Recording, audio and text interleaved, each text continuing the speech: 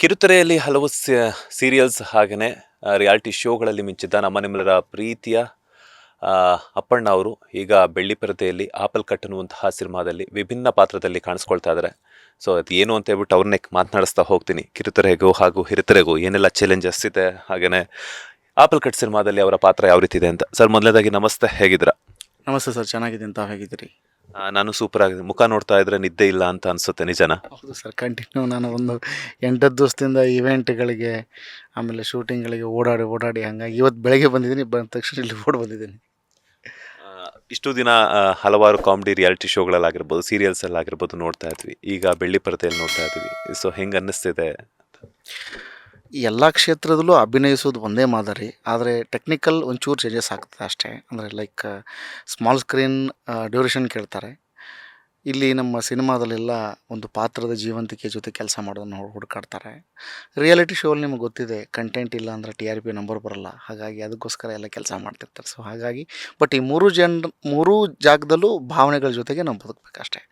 ಅದು ವಿಶೇಷತೆ sir. Apple cut ಸಿನಿಮಾದಲ್ಲಿ ಯಾವ ಪಾತ್ರವನ್ನು ನಿಭಾಯಿಸಿದ್ರ? ಸೊ ಹೇಗೆ ಮೂಡ್ ಬಂದಿದೆ ನಿಮ್ಮ ಪಾತ್ರ? ಅದೇ ನಾಯಕನ ಜೊತೆ ಇರ್ಬೋದಾದಂಥ ಒಂದು ಮುಖ್ಯ ಪಾತ್ರ ರಾಹುಲ್ ಅಂತ ಆ ಪಾತ್ರದ ಹೆಸರು. ನಾನು ಇಷ್ಟು ದಿವಸ ಅಭಿನಯಿಸಿರುವ ಸಿನಿಮಾಗಳಲ್ಲಿ ಅಥವಾ ಧಾರಾವಾಹಿಗಳಲ್ಲಿ ಅಥವಾ ರಿಯಾಲಿಟಿ ಶೋಗಳಲ್ಲಿ ಮಾಡದಿರೋ ಪಾತ್ರ ಇಲ್ಲಿ ಮಾಡಿದ್ದೀನಿ. ಅಂದರೆ ಸೀರಿಯಸ್ ರೋಲ್ ಪ್ಲೇ ಮಾಡಿದ್ದೀನಿ.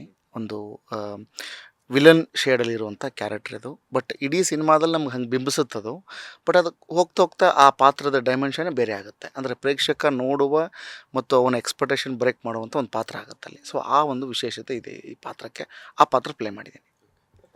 ಮಾತಾಡ್ತಾ ಹೇಳ್ತಾ ಇದ್ರಿ ನೀವು, ಕಾಮಿಡಿ ರಿಯಾಲಿಟಿ ಶೋಗಳಲ್ಲೆಲ್ಲ ಮಾಡಿದ್ರಿ. ಯಾವ ರೀತಿ ತಗೊಂತಾರೆ ಈಗ ಸೀರಿಯಸ್ ಪಾತ್ರವನ್ನು ನಿಭಾಯಿಸಿದ್ದೀನಿ ಅಂತ ಹೇಳ್ಬಿಟ್ಟು? ಜನ ಯಾವ ರೀತಿ ತಗೊಳ್ತಾರೆ, ಆಕ್ಸೆಪ್ಟ್ ಮಾಡ್ಕೊಳ್ತಾರೆ ಆ ಪಾತ್ರವನ್ನು ಅನ್ನುವಂತಹ ಏನಾದರೂ ಭಯ ಏನಾದರೂ ಇದೆಯಾ ಅಂತ? ಇಲ್ಲ, ಇತ್ತೀಚಿನ ನಮ್ಮ ಪ್ರೇಕ್ಷಕ ವರ್ಗದ ಮೈಂಡ್ ಸೆಟ್ ಚೇಂಜ್ ಆಗಿದೆ. ಅಂದರೆ ಮುಂಚೆ ಎಲ್ಲ ಹೆಂಗಿತ್ತು ಅಂದರೆ, ಕಾಮಿಡಿಯನ್ ಅಂದರೆ ಬರೀ ಕಾಮಿಡಿಯನ್ ಮಾತ್ರ ನೋಡ್ತಿದ್ರು. ಸಾಧಕ್ ಕೋಕಿಲ್ ಅವ್ರನ್ನ ಸೀರಿಯಸ್ ಪಾತ್ರದಲ್ಲಿ ನೋಡೋಕ್ಕೆ ಒಪ್ಕೊಳ್ತಿರ್ಲಿಲ್ಲ. ಬಟ್ ಈಗಿನ ಟ್ರೆಂಡ್ ಹಾಗಲ್ಲ. ಅಂದರೆ ನೀವು ಒಬ್ಬ ನಟ ಬೇರೆ ಬೇರೆ ಯಾವ ಪಾತ್ರದಲ್ಲಿ ಮಾಡಿದ್ರು ಚೆನ್ನಾಗಿ ಅಭಿನಯಿಸಿದ್ದು ಕಂಟೆಂಟ್ ಚೆನ್ನಾಗಿದ್ದರೆ ಖಂಡಿತ ಆಕ್ಸೆಪ್ಟ್ ಮಾಡ್ತಾರೆ. ಆ ಥರದಲ್ಲಿ ತುಂಬ ಜನ ನಿಮಗೆ ತಮಿಳಿನಲ್ಲಿ ಕಾಮಿಡಿ ಮಾಡ್ತಿರೋಂಥ ತುಂಬ ಜನ ನಟರುಗಳು ಹೀರೋ ಆಗಿದ್ದಾರೆ, ವಿಲನ್ ಪಾತ್ರಗಳು ಮಾಡ್ತಿದ್ದಾರೆ. ಆ್ಯಂಡ್ ನಮ್ಮ ಈ ಪುಷ್ಪ 2 ಅಲ್ಲಿ ಒಬ್ಬರು ವಿಲನ್ ಇದ್ದಾರೆ. ಅವರು ನಿಮಗೆ ಗೊತ್ತಿರುತ್ತೆ, ಕಾಮಿಡಿ ತುಂಬ ಮಾಡ್ತಿದ್ದಾರೆ. ಕಾಮಿಡಿಯನ್ ಆಯಪ್ಪ ಇವಾಗ ವಿಲನ್ ಎಲ್ಲ ಮಾಡ್ತಿದ್ದಾರೆ. ಸೊ ಹಾಗಾಗಿ ನಮ್ಮಲ್ಲೂ ಕೂಡ ಹಾಗೆ ತುಂಬ ಜನ ರಂಗಾಯಣ ರಘು ಸರ್ ಎಷ್ಟು ಕಾಮಿಡಿ ಮಾಡಿದ್ರು, ಇವತ್ತು ಸೀರಿಯಸ್ ರೋಲ್ ಮಾಡ್ತಿದ್ದಾರೆ. ಸೊ ಇತ್ತೀಚಿನ ಜನ್ರೇಷನ್ ಏನಾಗಿದೆ ಅಂದರೆ, ನಟನ ಒಂದೇ ಸ್ಟಿಕಾನಲ್ಲಿ ನೋಡ್ತಾ ಇಲ್ಲ, ಫಿಕ್ಸ್ಡ್ ಆಗಿ ನೋಡ್ತಾ ಇಲ್ಲ, ಬೇರೆ ಬೇರೆ ಬೇರೆ ಜಾನರಲ್ಲಿ ನೋಡ್ತಾರೆ. ಬಟ್ ಕಂಟೆಂಟು ನಟನೆ ಚೆನ್ನಾಗಿರಬೇಕು ಅಷ್ಟೇ. ಸೊ ಹಾಗಾಗಿ ಆಕ್ಸೆಪ್ಟ್ ಮಾಡ್ತಾರೋ ಅನ್ನೋ ನಂಬಿಕೆ ಇದೆ ನಮ್ಮ ಕನ್ನಡ ಜನ. ಕಿರುತೆರೆ ಬೆಟರಾ, ಹಿರಿತೆರೆ ಬೆಟರಾ ಸರ್?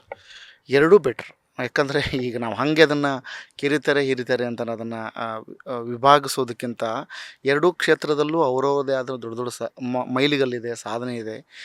ಮಾಲ್ಗುಡಿ ಡೇಸ್ ಅಂತ ಒಂದು ಅದ್ಭುತವಾದ ವೆಬ್ ಸೀರೀಸ್ ಬಂದಿದ್ದೆ ನಮ್ಮ ಕಿರುತೆರೆಯಲ್ಲಿ. ಸೊ ಹಾಗಾಗಿ ಕಿರುತೆರೆ ಹಿರುತೆರೆ ಅನ್ನೋದಕ್ಕಿಂತ ಹೆಚ್ಚಾಗಿ ಎರಡೂ ಕ್ಷೇತ್ರದಲ್ಲೂ ಅಭಿನಯ ಅನ್ನೋದು ಮುಖ್ಯ ಆಗುತ್ತೆ. ಬಟ್ ಅದರದ ಮಾನದಂಡಗಳಲ್ಲಿ ಅದರ ಪರಿಮಿತಿಯಲ್ಲಿ ಕೆಲಸ ಮಾಡ್ತಿರ್ತಾರೆ ಅನ್ನೋದು ಬಿಟ್ಟರೆ ಎರಡು ಇಟ್ಸ್ ಬ್ಯೂಟಿಫುಲ್.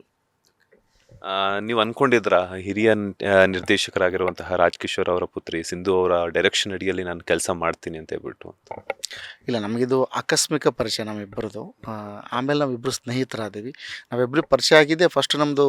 ಆವಾಗ ನಾನು ಬಾಡಿ ಇಳಿಸೋಕ್ಕೆ ಶುರು ಮಾಡಿದ್ದೆ. ನಾನು ಸಣ್ಣ ಆಗ್ತೀನಿ ಅನ್ನೋ ಒಂದು ವಿಚಾರಕ್ಕೆ ಹೋದಾಗ ಅವರು ಕೂಡ ಈ ಥರದ ಎಕ್ಸಸೈಸ್ ಮಾಡಬೇಕು ಅಂತ ಶುರು ಮಾಡಿದಾಗ, ಅದಕ್ಕಿಂತ ಮುಂಚೆ ನನ್ನ ರಿಯಾಲಿಟಿ ಒಂದು ಶೋ ಇತ್ತು. ನಾನು ಆ್ಯಂಕರಿಂಗ್ ಮಾಡ್ತಿದ್ದೆ, ಯಾವುದು ಯಾರಿಗುಂಟು ಯಾರಿಗಿಲ್ಲ ಅಂತ.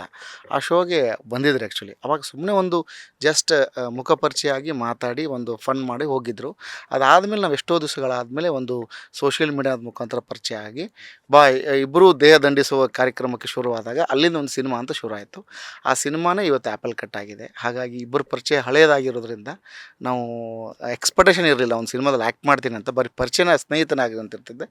ಬಟ್ ಒಂದು ನಿರೀಕ್ಷೆ ಇಲ್ಲದೇ ಇರುವಂಥ ಒಂದು ಅನಿರೀಕ್ಷಿತ ನನಗಿದೆ. ಕಾಮನ್ ಆಗಿ ನಮ್ಮ ಫ್ರೆಂಡ್ಸ್ ಯಾರಾದರೂ ಡೈರೆಕ್ಷನ್ ಮಾಡ್ತಿದ್ದಾರೆ ಅಂದರೆ ಅವ್ರ ಅಂಡರಲ್ಲಿ ನಾವು ಕೆಲಸ ಮಾಡ್ಬೇಕಂದ್ರೆ ನಮ್ಗೆ ತುಂಬ ಕಂಫರ್ಟ್ ಝೋನ್ ಅನ್ನೋದು ಇರ್ತೈತೆ. ನಿಮಗೂ ಆ ಥರ ಸಿಕ್ಕಿತ್ತಾ, ಅಥವಾ ತುಂಬ ಸ್ಟ್ರಿಕ್ಟ್ ಇದ್ರ ಡೈರೆಕ್ಟರು ಹೆಂಗೆ ಅಂತ? ತುಂಬ ಕಂಫರ್ಟ್ ಝೋನ್ ಇತ್ತು. ಭಾಳ ಅದ್ಭುತವಾಗಿ ಮಾಡಿದ್ವಿ.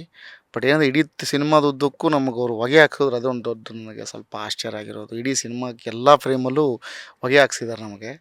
ಅದೊಂದು ಬಿಟ್ಟರೆ ಇನ್ನು ಭಾಳ ಅದ್ಭುತವಾದ ಕಂಫರ್ಟ್. ನಮಗೇನು ಊಟ ಬೇಕಾದ ಕೊಡಿಸಿದ್ದಾರೆ. ಆರಾಮಾಗಿ ಲೊಕೇಶನ್ಸ್ಗಳಲ್ಲಿ ಜಾಲಿ ಮಾಡಿಕೊಂಡು ತಮಾಷೆ ಮಾಡಿಕೊಂಡು ನಟನೆ ಮಾಡಿದ್ದೀವಿ. ಪಾತ್ರ ಕಟ್ಟುವ ವಿಚಾರದಲ್ಲಿ, ನಟ ನಟಿಯರಿಗೆ ಹೇಳ್ಕೊಡೋ ವಿಚಾರದಲ್ಲಿ ತುಂಬ ಕೆಲಸ ಮಾಡಿದ್ದಾರೆ. ಅದೊಂದೇ ಸರ್ ನಮಗೆ ಹೊಗೆ ಹಾಕಿದ್ದಾರೆ, ಅದನ್ನು ತುಂಬ ಹೊಗೆ ಹಾಕಿದ್ದಾರೆ, ಅದು ಸ್ವಲ್ಪ ಭಾಳ ಕಷ್ಟ ಇದೆ ಬೇಜಾರಿದೆಯಾ ಅಂತ? ಸರ್. ಅದು ನೀವು ನಮ್ಮ ಸಿನಿಮಾ ನೋಡಿದ್ರೆ ಗೊತ್ತಾಗುತ್ತೆ ಸರ್. 1986 ಫ್ರೇಮ್ ಇದಾವೆ ಸರ್. ಅಷ್ಟು ಫ್ರೇಮಲ್ಲೂ ನಮ್ಮದು ಅರ್ಧ ಬಜೆಟ್ ನಾವು ಇದ್ಲು ಮತ್ತು ಬಾಂಡ್ಲು ಬೆಂಕಿ ಹೊಗೆ ಸೀಮೆನಾಗ ಇಟ್ಟಿದ್ವಿ ಸರ್. ಹೊಗೆ ಹಾಕೋಂಗೆ ಈಗ ಆಲ್ರೆಡಿ ಅವ್ನ ಕೈಯೇ ಇದಾಗ್ಬಿಟ್ಟಿದೆ, ಒಂದು ಫ್ರ್ಯಾಕ್ಚರ್ ಆಗ್ಬಿಟ್ಟಿದೆ. ಹಾಕಿ ಹಿಂಗೆ ಅಲ್ಲಾಡಿಸಿ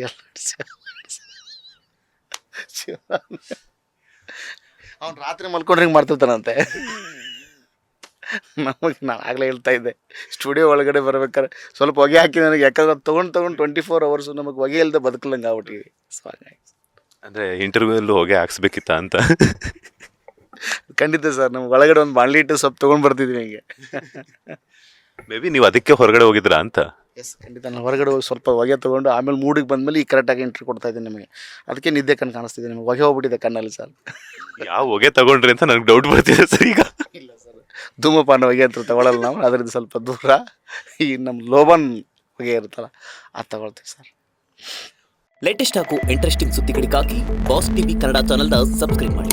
ಹಾಗೆಯೇ ಬೆಲ್ ಐಕಾನ್ ಪ್ರೆಸ್ ಮಾಡಿ. ಇದರ ಜೊತೆಗೆ ಫೇಸ್ಬುಕ್, ಇನ್ಸ್ಟಾಗ್ರಾಮ್, ಎಕ್ಸ್ನಲ್ಲೂ ಮಿಸ್ ಮಾಡದೆ ಫಾಲೋ ಮಾಡಿ.